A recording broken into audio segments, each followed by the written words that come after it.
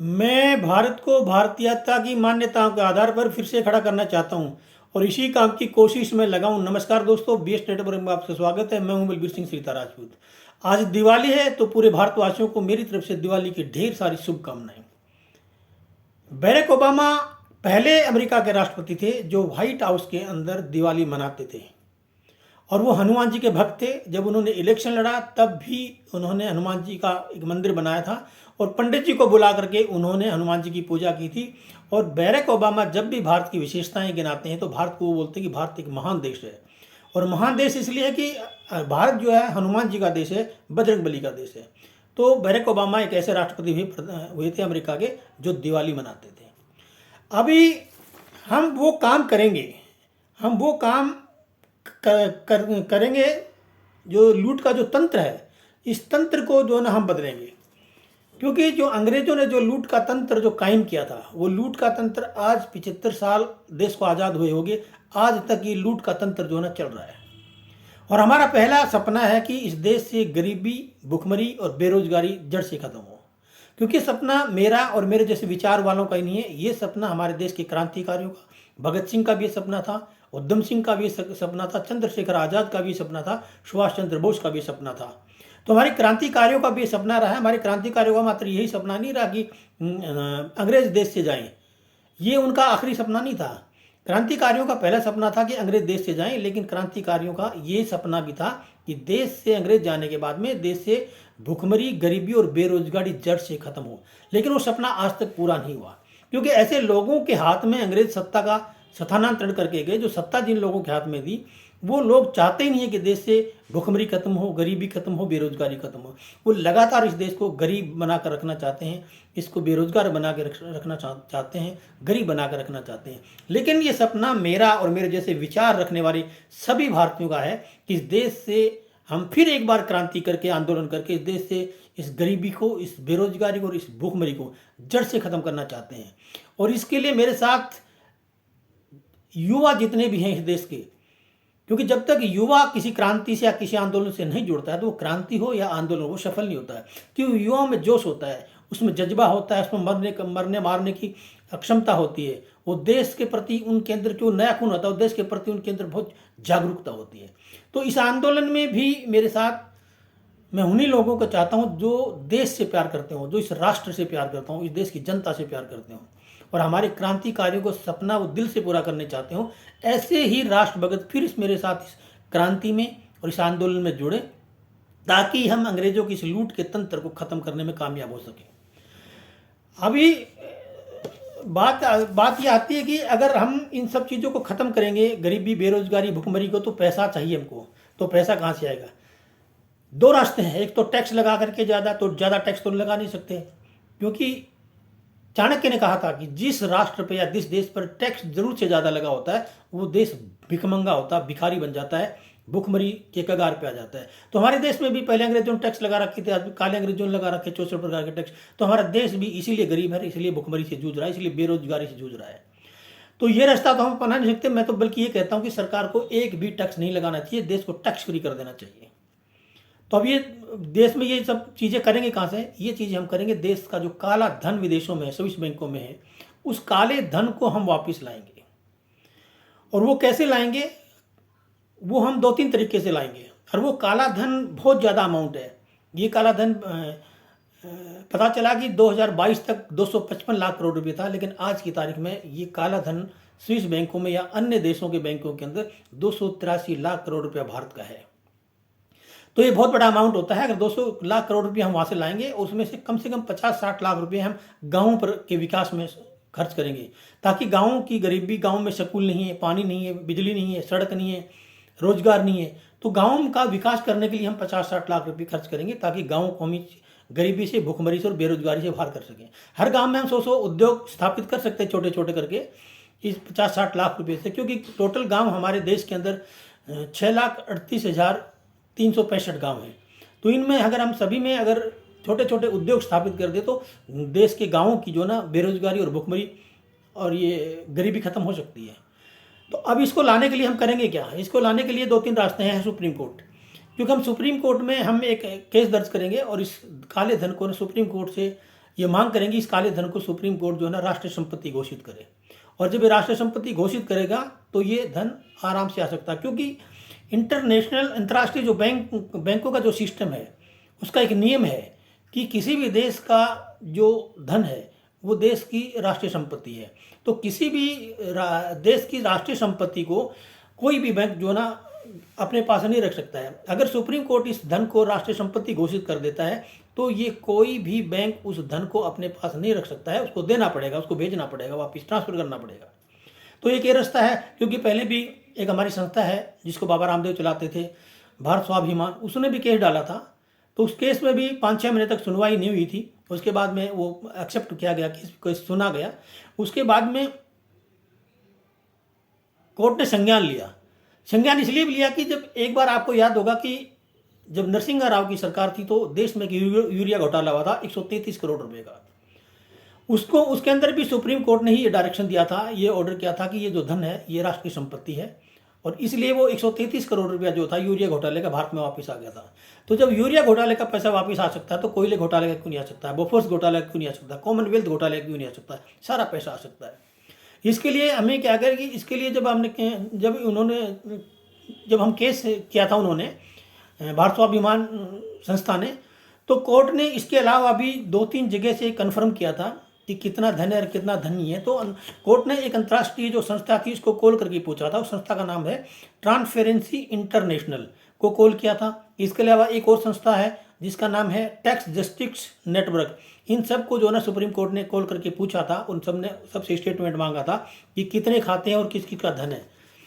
तो उन्होंने भी बताया था। और उसके बाद में कोर्ट ने जितने भी सरकारी अधिकारी थे उन सबको भी तलब किया था, सीबीआई को बुलाया था, इन्फोर्समेंट डायरेक्टर को भी बुलाया था। इन सब के हवाले से जब पता करने के बाद में सुप्रीम कोर्ट ने एक नोटिस सरकार को भेजा था, सरकार से जवाब मांगा था।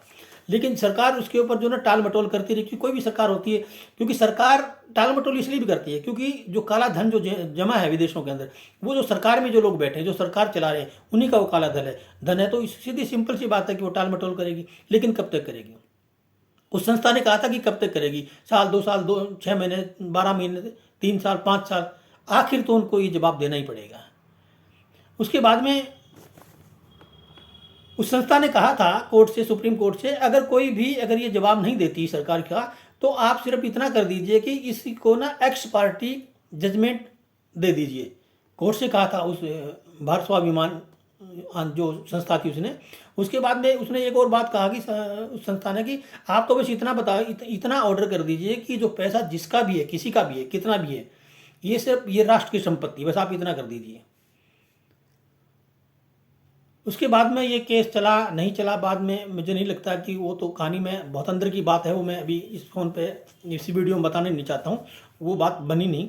लेकिन आज मैं फिर चाहता हूँ कि हम सब मिल करके एक ऐसे लोगों को हम जो है ना चुन करके पार्लियामेंट में भेजेंगे जो हमारी बात सुने और हमारी बातों को और हमारे सवालों को वहाँ पर जाकर रखें।